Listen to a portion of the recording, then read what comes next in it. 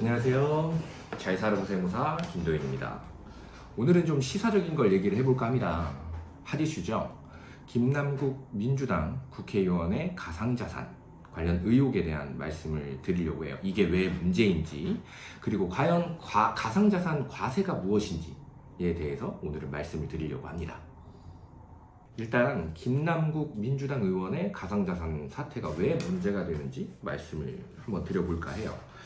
김남국 의원님은 당연히 대한민국을 대표하는 인플루언서죠. 그죠? 그냥 뭐 SNS의 인플루언서들도 뭐 한마디 할 때마다 엄청난 영향력이 있는데, 뭐 김남국 의원님이면 더 하겠죠. 당연히 대한민국 입법을 관장하는 국회의원이신데요.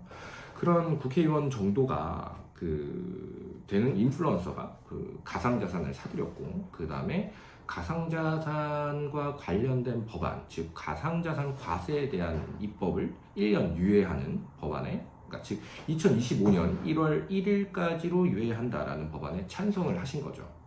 때문에 본인의 가상자산 수익에 대한 과세를 미룰 수 있게 된 겁니다. 그쵸? 일반 국민이었다면 절대로 할 수 없었겠죠. 만약 내가 가상자산을 샀다? 근데 그에 관련된 법안을 당연히 못 바꾸는 거고요. 그쵸? 그렇기 때문에 문제가 된 겁니다. 여당이나 국민들은 당연히 이제 그래서 국회 이해 충돌 방지에 대한 의심을 하고 있는 거죠. 거기에 해당한다는. 당연히 충분히 의심할 만한 상황이죠. 저 같아도 지금 의심이 되는 상황인데, 이건 좀 지켜봐야 될 것 같습니다. 그리고 더군다나 여러 상임위 과정에서도 뭐 가상자산을 뭐 이렇게 거래했다라는 의혹도 지금 제기되고 있는데, 뭐 하루빨리 좀 속편하게 의혹을 해명해 주셨으면 좋겠어요. 잘못했다는 건 잘못했다고 인정을 하고, 그죠? 만약에 뭐 책임을 져야 된다라고 하면 책임을 져야 될 것 같습니다. 그렇다면 가상자산 과세란 건 뭘까요? 가상자산 과세.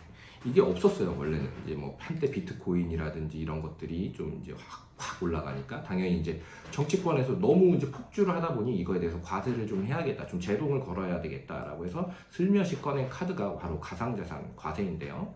좀 크게 좀 대충 말씀드리면, 그러니까 쉽게 얘기를 드리면, 그냥 벌어들인 소득의 250만 원을 공제를 하고, 그 다음에 세율 20%로 분리를 과세한다는 내용입니다. 그러면 분리과세는 무슨 말일까? 그러니까 종합소득을 구성하지 않고 그냥 원천징수 20%만 떼면 끝이라는 얘기죠. 그리고 이것은 이제 종합소득 중에서 기타 소득으로 분류가 되어 있습니다. 근데 세무사로서 저는 좀 이해가 되질 않아요. 왜냐하면 기타 소득이라고 하는 거는 일시 우발적인 소득을 이제 보통 기타 소득이라고 하죠. 뭐 예를 들어서 복권이라든지 아니면 뭐 임대차 계약이라든지 아니면 뭐 계약 해지로 인한 그런 위약금 성격의 그런 가끔가다 발생한 그런 수익을 이제 기타 소득이라고 하는데, 가상자산이랑 주식이랑 전 별반 차이가 없다고 생각을 해요. 뭐 업비트라든지 뭐 빗썸, 거기에서 뭐 계속 수시로 왔다 갔다 거래도 할 수 있는데, 이게 과연 일시 우발적인 소득이라고 볼 수 있는지 잘 모르겠어요, 저는. 그래서 과연 이 가상자산 과세 입법을 할 때 무슨 생각으로 기타 소득으로 했을까? 라고 저는 의문을 좀 남겨봅니다. 그냥 가상자산도 그냥 한 번에 뭐 복권과 같은 일확천금이라고 생각을 하신 걸까요? 오늘은 가상자산 과세에 대해서 이야기해봤습니다. 앞으로도 뭐 이제 시사적인 측면에서 세금 문제가 발생을 하면 세무사로서 그거에 대한 생각을 좀 말씀을 드리려고 해요. 그럼 다음 시간에 뵐게요.